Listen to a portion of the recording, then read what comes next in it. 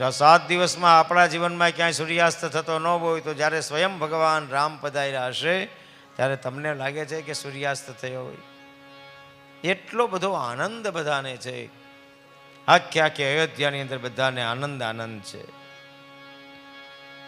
ત્યાર પછી ભગવાનના નામકરણ સંસ્કાર થાય છે. વશિષ્ઠ બાબાજી પધાર્યા છે નામકરણ કરવા માટે.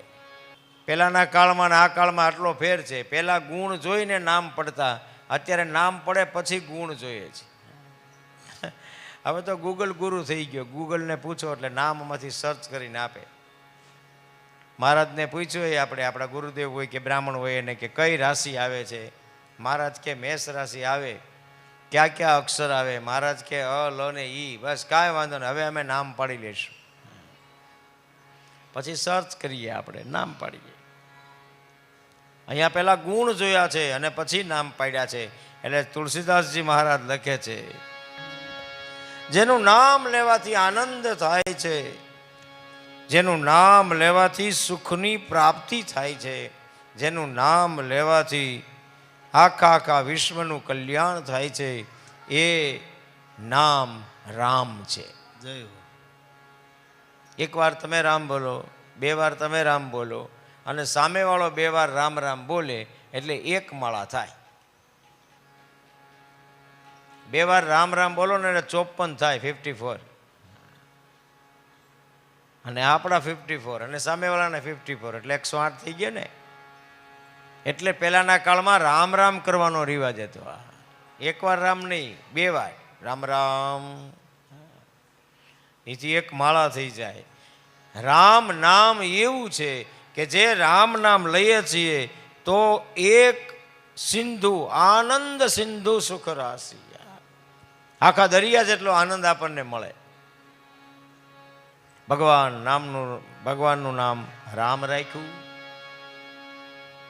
પછી બીજું નામ રાખે છે ભરતનું. ભરતના ગુણનું વર્ણન છે, વિશ્વભરણ પોષણ કરજો તકર નામ ભરત યશુ. વિશ્વ આખાનું ભરણ પોષણ કરે છે એનું નામ ભરત છે. ત્રીજું નામ રાખે છે શત્રુઘ્ન. શત્રુઘ્નનો અર્થ બતાવ્યો છે, જા કે સુમિરન તેરી પુનાસા નામ શત્રુઘ્ન વેદ પ્રકાશ. જેનું નામ લેવામાં આવે અને શત્રુ મિત્ર બની જાય, જેનું નામ લેવામાં આવે અને આપણા બધા દર્દ ખલાસ થઈ જાય, તે પાત્રનું નામ શત્રુઘ્ન છે. અને ચોથું નામ પડે છે લક્ષ્મણ. લક્ષ્મણ ધામ રામ પ્રિય સકલ જગત આધાર. ગુરુ વશિષ્ઠ તે રાખા લક્ષ્મણ નામ ઉદાર. ચોથું નામ પડે છે લક્ષ્મણજી મહારાજ.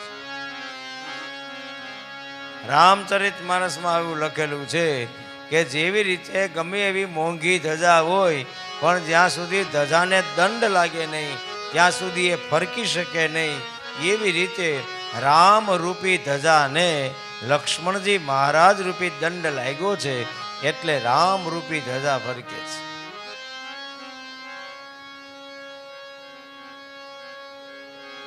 એકબીજાની અંદર સમર્પિત છે. રામ અને લક્ષ્મણની જોડી છે, ભરત અને શત્રુઘ્નની જોડી છે. નામ રાખવામાં આવ્યું છે ચારેય ભાઈઓનું. એક રામ, બીજા ભરત, ત્રીજા શત્રુઘ્ન અને ચોથા લક્ષ્મણ. 4 નામકરણ સંસ્કાર થયા. આથી આનંદ થયો. વશિષ્ઠ બાપજીને દાન દક્ષિણા આપવામાં આવી.